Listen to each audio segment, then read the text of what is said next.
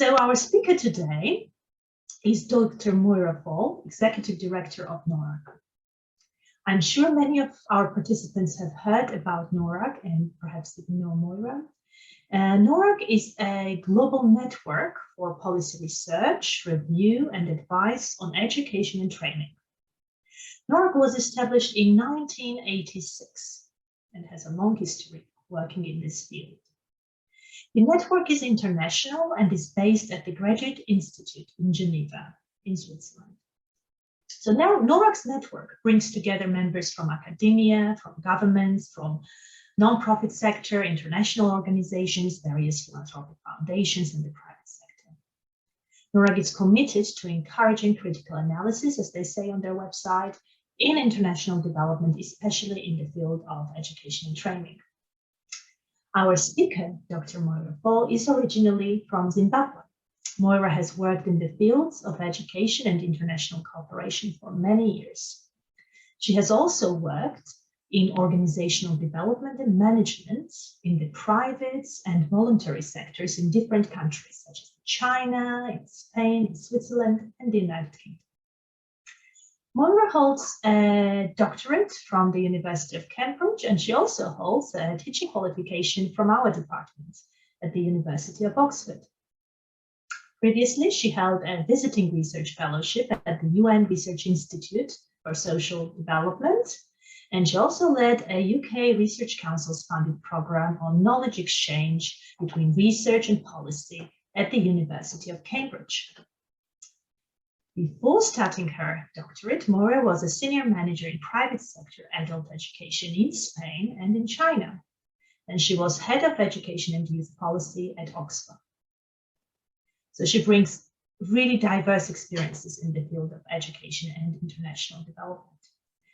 Additionally, she has published on education and international cooperation and produced studies for national and international organizations, including for Global Partnership for Education, the UK government, UNESCO, UNHCR, and ActionAid. This afternoon, Moira will speak about governing education by partnership. She will talk about the GPE in the context of other sectors' global financing partnerships. I will now pass over to Moira Faul. The floor is yours. Thank you very much, Maya, for the invitation, and to the Oxford University Department of Educational Studies. So as you can tell from the very long title that I gave today, I'm going to discuss the GPE, but in its broader context of other global financing partnership. So that's really comparing it to peers outside education, drawing on a program of research that I've been working on over the past few years with my co-authors. And education, I'm just looking for my, there it is. I'm just looking for my slides.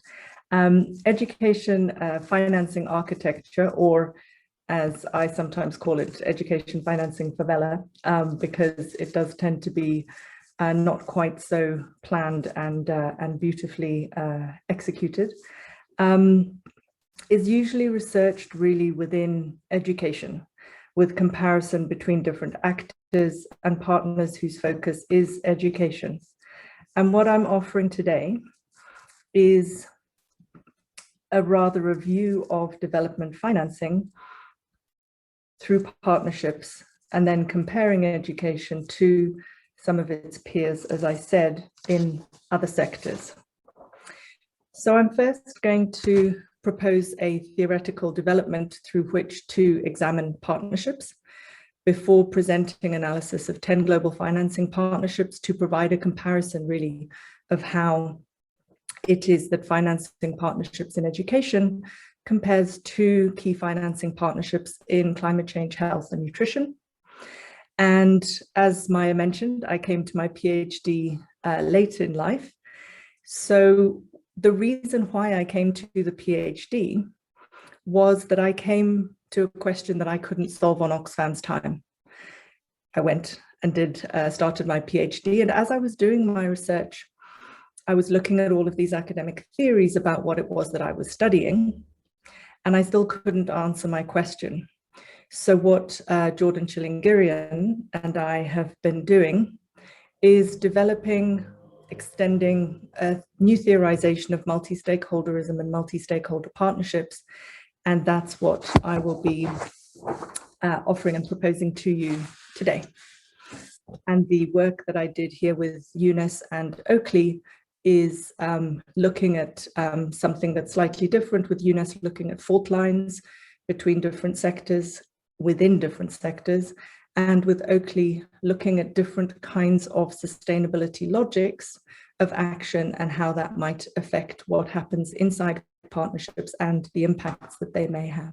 And I'm going to try to move my slides along. Yes, it will allow me to do so. Great. So, multi-stakeholder partnerships exist to mobilize a multitude of diverse stakeholders from different fields, such as international organizations, governments, civil society, a variety of profit and not-for-profit businesses, and financial firms. And fundamentally, they are supposed to be and to do great things, as this quote from the Sustainable Development Goals shows. And this assumption that multi-stakeholder partnerships will do and be great things can also be reflected in some of the academic literature, which tends to reflect those claims and assumptions rather than critically interrogating them. Then there are other parts of the academic literature that actually argue that partnerships do nothing but the opposite. And so in terms of theory, many researchers theorize partnerships either as responses to macro level pressures, whether of globalizations, failure of conventional international organizations, or failure of the market to provide some of the global public goods that are increasingly important and affecting all of our lives. So we have this macro perspective on one side in the literature, and then you also find another way of looking at partnerships, which is more micro-focused.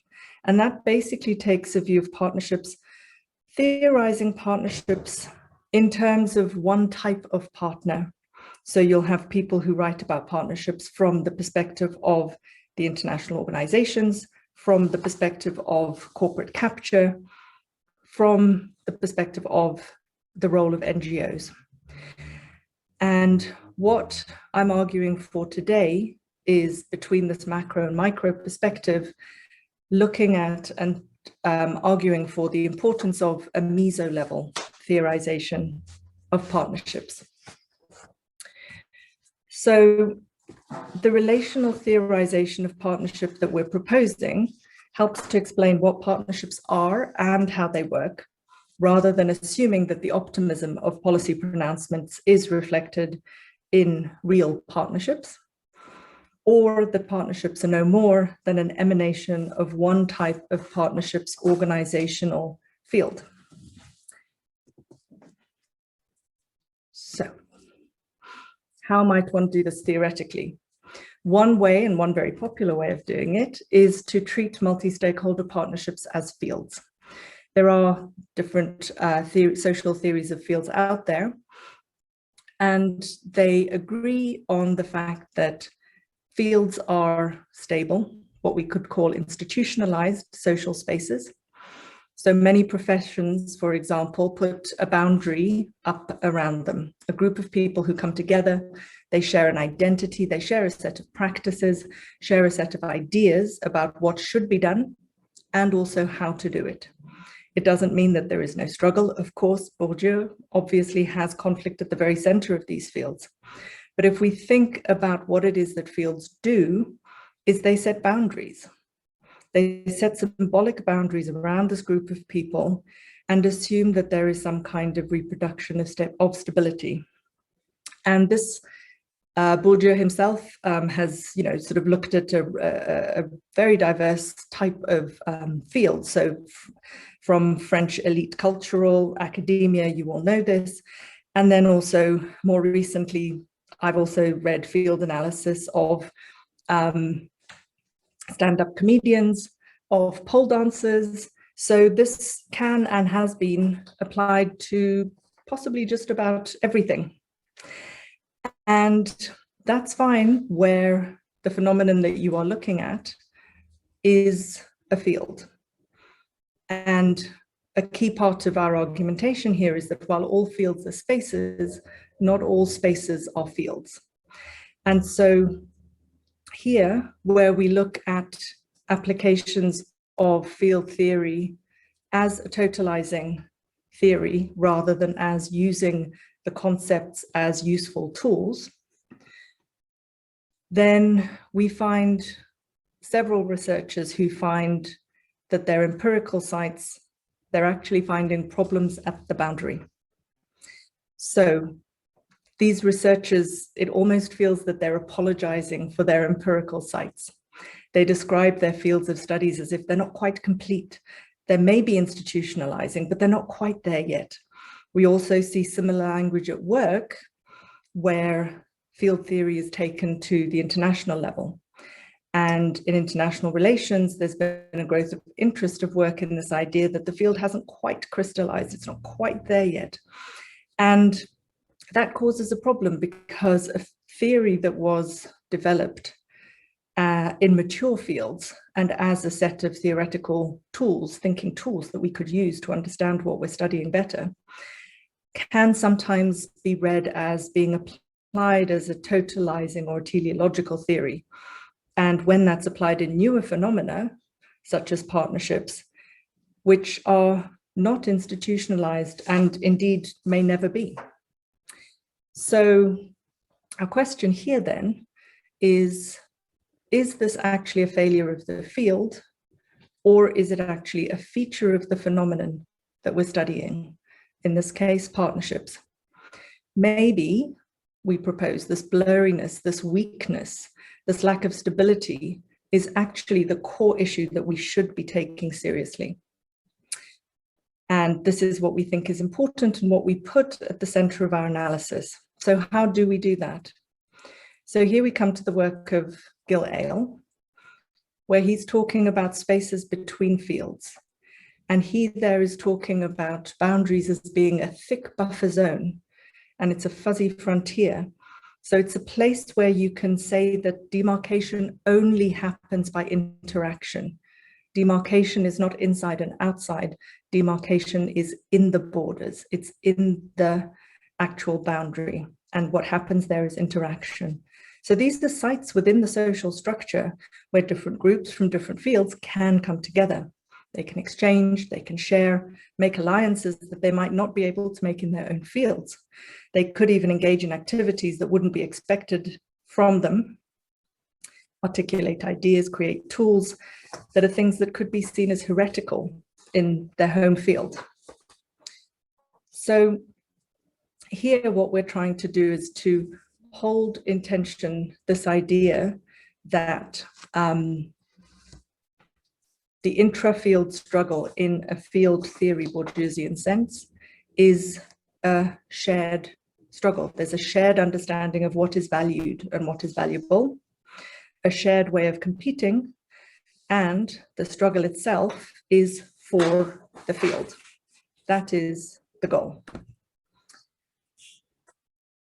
In spaces between fields, what you're winning, first of all, the struggle is an inter-field struggle. And what it is that you're winning is very, very different.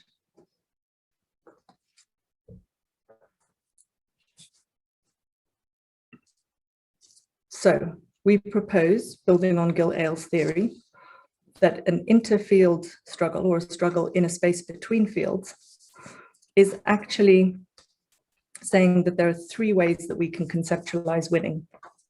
So first of all, winning the space. This refers to the structuring of the space between fields. Structuring because it is an ongoing process. It is not set in stone.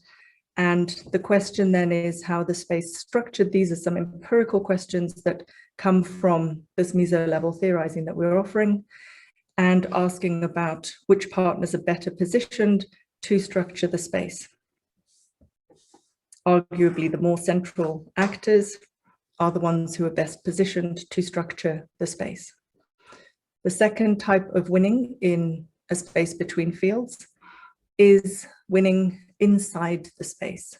So that's really about saying, what are the governance objects inside the space? in our case today, education. And here, more central or privileged actors are better placed to have their preferences show up in the way that these governance objects or policy agendas are being defined, and also what is allowed to be funded when we're talking about global financing partnerships. And the third one is winning from the space. Being in a partnership can also help a partner in the struggle that they are engaged in their home fields. And so the empirical questions arising here are, what is it that partners are winning from the space? What benefits are they taking back to their home field? And maybe it's okay, maybe it's absolutely fine that all of the partners are taking something back to their home fields and there is no negative effect either on any of the other partners or on the issue that is being looked at. But it is an empirical question. And what is absolutely critical is none of these three types of winning are the same as winning the field in conventional field theory. The struggle is different. The same resources are valued differently. And so now I'm going to take you through some empirical examples from my research program that examines these 10 global financing partnerships. The top three, the Green Climate Fund, the Adaptation Fund, Global Environmental Facility or in climate change, and energy, GPE, in education, Gavi, the Global Fund, RBM are all in health. That's the Rollback Malaria Initiative. And MMV, which is the one at the bottom there, is also in health. That's the malaria, that's another malaria partnership. And then we have CGIAR and GAIN that work in nutrition. Now, just in terms of looking at that as a sample, you can see already that there are differences between the types of partner that are allowed to be included in these partnerships. So the closer to the top of this particular Sankey chart, the more public sector partners are involved in the board of the partnership, the governing board. The climate funds only allow public actors to be on their boards. So the one strand that's going off the Global Environment Facility is going down to an international organization, which are public organizations. GPE there is in the middle. And then as you go down, you have more proportionally private sector members. And MMV you can see is business and international organization alone, and one representative from finance, so no government representatives there. So that's just a sort of very first quick view of the fact that these partnerships can be structured differently, simply in terms of who is allowed in, and then what happens once those partners are inside. So we have, again, here what we see across the literature, whether it's the business, international relations, public administration, is whatever the differences are, there are still this idea very, very strongly that these sectors are cohesive, and it's public and private, and then space for civil society. And in a lot of cases, private is not even broken down into for-profit and not-for-profit.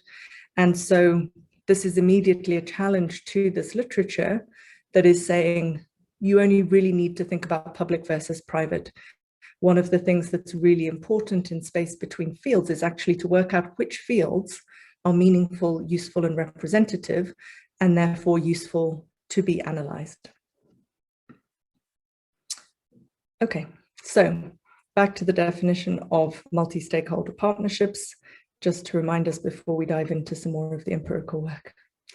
So partnership is obviously really embedded so strongly in the SDGs. It's in one of the principles, it's one of the goals itself, and it's in the preamble. It couldn't be any more prominent in the SDG agenda. And that's not to say that partnerships only started in 2015. They've been around for a long time. It's just that the SDGs really gave them a big impetus. So let's look at winning the space. So here we said this, the important thing here is about the structuring of the space, and we're using network methods to be able to think about how a relational approach helps us to understand how the actors, in this case partners, are embedded in a web of relations. It's not simply that a partnership is an organization in the same way that a university or a business is an organization. Partnership is there actually to say what are the web of relationships that hold these partners together. And here, this is a figure from the paper that came out last year with Jordan Chilingirian. And the climate change partnerships are there in the center. I'll read the legend first. White, private sector, yellow, civil society, dark blue, government, and light blue, international organization. And what is important here is to note that education is much more closely embedded into the space of global financing partnerships than the two nutrition partnerships, for example, or most of 3 of the 4 health partnerships. And so this is about how the actual space of global financing partnerships is being structured. And we can look at it in terms of those different issues. The reason why education is so much closer to the center is because the Global Partnership for Education has a very strong public sector representation. Those that are further out fundamentally have, you can see from the colors of the dots, they have fewer government representatives on them. And also they are connected into the main body, those that are, by, in the case of the nutrition, by recipient country government connections rather than donor, because you can see the donors are very central to this global space of financing partnerships. And you can also see for the health partnerships, there are certain actors, UNAIDS or WHO and the Gates Foundation, that act as gatekeepers or brokers into the main space of the global space of financing partnerships. So education here is represented, and you can see how it contributes to shaping the space by making that the core of the space much denser, and by giving prominence to more of these donor governments and multilateral agencies such as the World Bank. UNICEF is there, but you can see it's more peripheral. UNICEF, World Health Organization, UNAIDS, because they are multilaterals, they are international organizations, but they're not donors. So the contribution of network methods, what we did here was really to say, if we look at just the seats ranking, so how many, which are the organizations that have more than 1 seat on boards? The World Health Organization comes at the top, it has 7 seats. And that gives us a certain amount of information.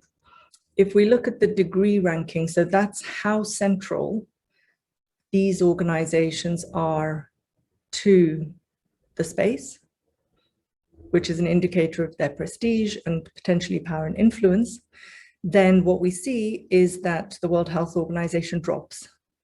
And there are certain others that move up. And then the betweenness ranking is where you sit, for example, between one group, one cluster and another cluster. So you then have brokerage power. You could facilitate or block a lot of the communications inside that space. So this is one of the ways that network methods, relational approach, can support us to understand the space between fields. Also, there's a method called ERGM, where we did the analysis to say, are these relationships being undertaken on the basis of homophily? homophily as in birds of a feather flock together. And we found that there was negative homophily for non-donors. So non-donors will preferentially have ties with donors, whereas donors will preferentially have ties amongst themselves. So that's winning the space. Winning in the space. Okay, so here we have the Green Climate Fund as an example, where you can see they are funding across several SDGs. Gavi funds only certain parts, the disease-focused parts of SDG 3, and the Global Partnership for Education funds pretty much everything in SDG 4, except adult, tertiary, and VSD.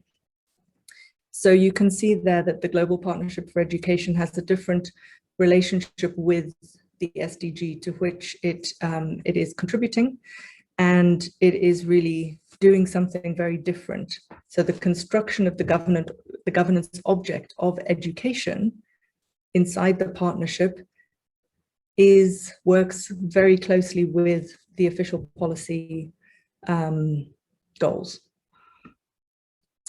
Winning from the space. So this is raiding.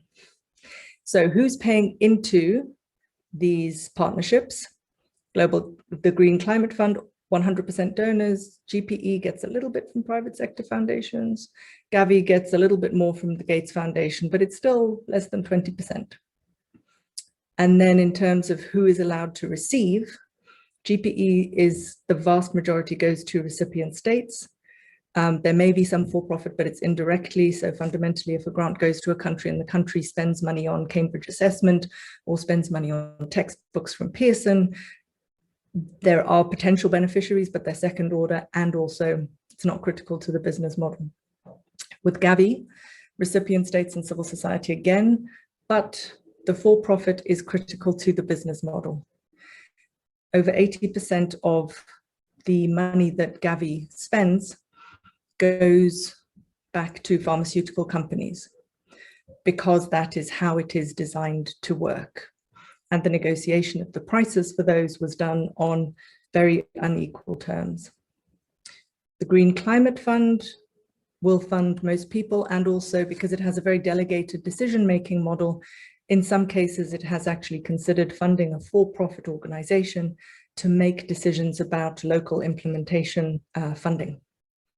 So again, very different between the different partnerships, and GPE receiving most of its money from the public sector and giving most of its money to the public sector too.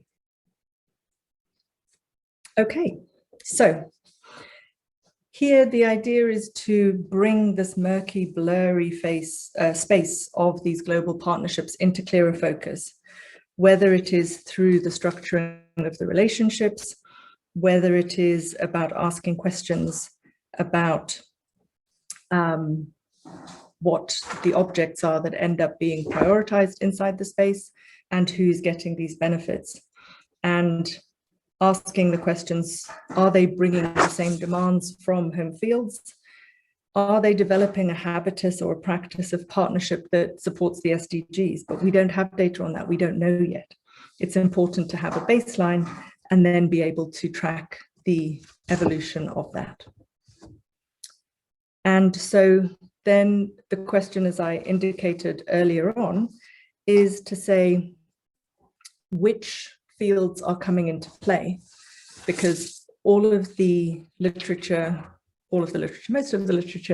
holds this private-public civil society divide, but we can see that there are different things going on here. And one of the, we looked at donor and non-donor, and now I just want to take a quick look at different logics of action. So here you can see GPE education there in the middle has a very big red bar in the center. That means it has a lot of people whose logic of action, their professional experience, their professional training comes from education. That is not true of many of the other partnerships. So in you'll see the Adaptation Fund has a lot of climate change, but it also has a lot of financing. And all of these partnerships also, you will find the economic logics of economy and jobs or financing. And it's important to note that GPE does pretty well on that. And then, oh, those look a bit odd. The next question is, what are the intersections between these categories? So one of the assumptions that comes across in so much of the literature is that the private sector is going to bring a market logic, an economic logic, something to do with that sort of what's considered to be a private sector way of doing and thinking. And actually what we found is an insignificant relationship between sector and the logic of action, whether it's economic, or we said issue here because we had to code climate and education and nutrition and health. What we found was significant correlation here was between a donor and an economic logic. And very importantly, as you'll remember from before, the vast majority of donors are public sector. So there is something happening here where we have a donor, public sector, but they're bringing economic logic to the partnership. What does that do to the structuring of the field? What does that do to the construction of the object? And what does that mean for what might be raided out of it for the benefit of home fields? And here is a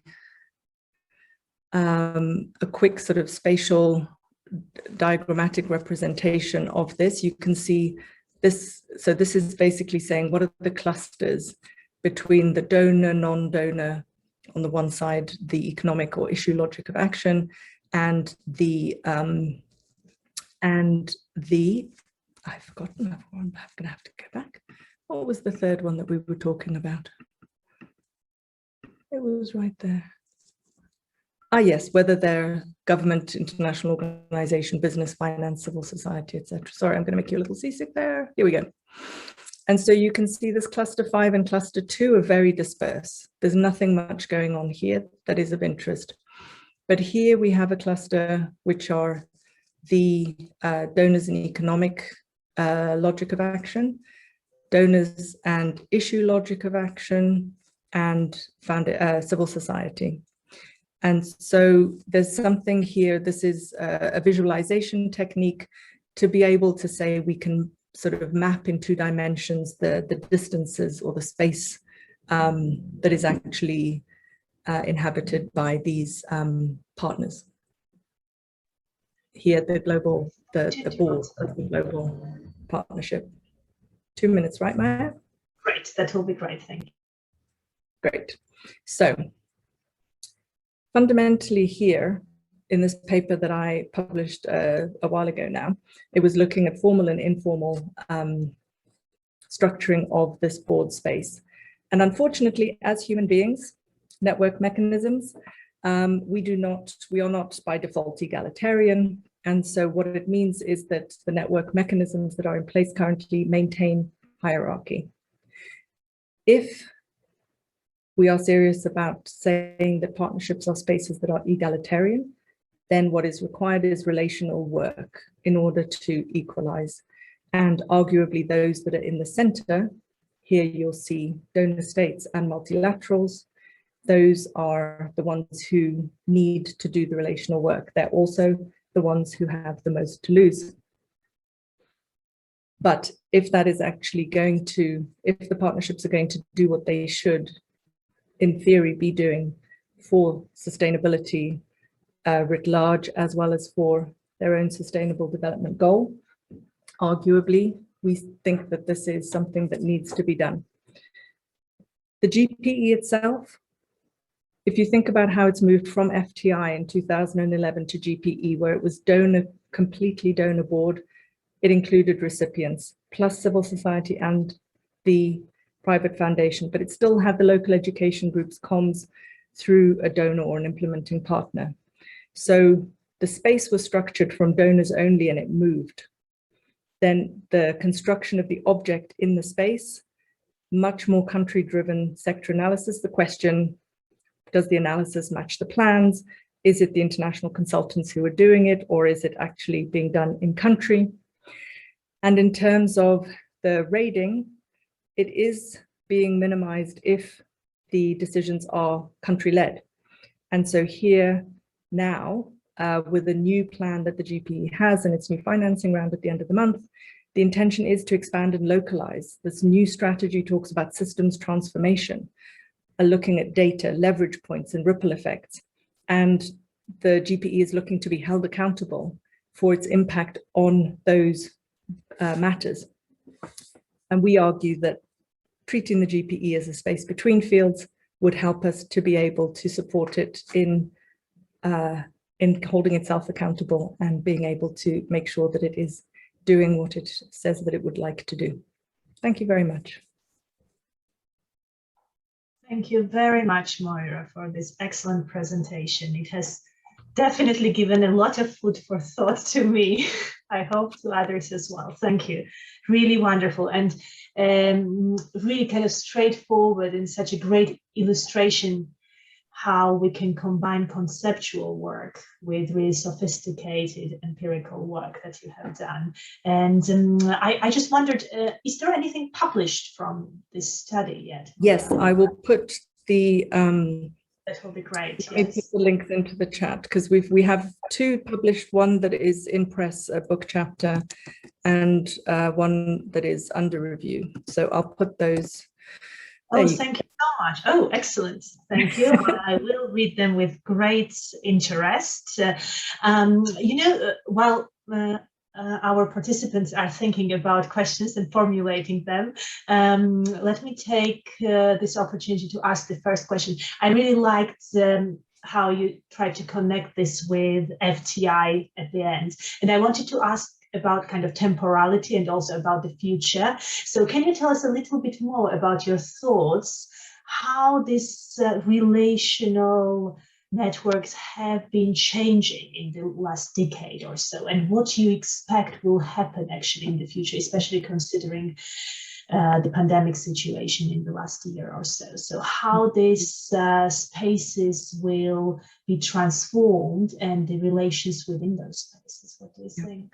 So I'm going to go back 11 years rather than just one decade, because I think there was a major transformation in 2011 when it moved from fast track initiative that was basically it's about money, and the donors not only have the chair and the co-chair of the board, but they are the board fundamentally in the FTI, to complete break with that and to very much a more serious approach towards partnership, where it was a case of saying we're not going to have all of the board members as donors. We're going to have 6 donor countries, 6 recipient countries, 3 seats for civil society, plus 1 for private sector and foundations. So you can see immediately just in the composition, there's an enormous shift. And when I collected the data that I showed there from that paper in 2016, there was still a problem with the difference between what was being said on paper, which was basically, we're no longer doing donorship where the donor tells the country what they're doing, nor are we doing ownership where the country tells the donor what they want. It's now about partnership. And everyone is equal. We have donors and recipients at the same level. We bring in civil society, we bring in the private sector, and that is how it will work on paper. So what the study does that I mentioned before, the 2016 paper, is to say, how does that actually work out in practice? What are the relationships, the actual relationships that people have in comparison? So rather than saying everyone is the structurally equivalent position, to actually look at the real influence and dynamics.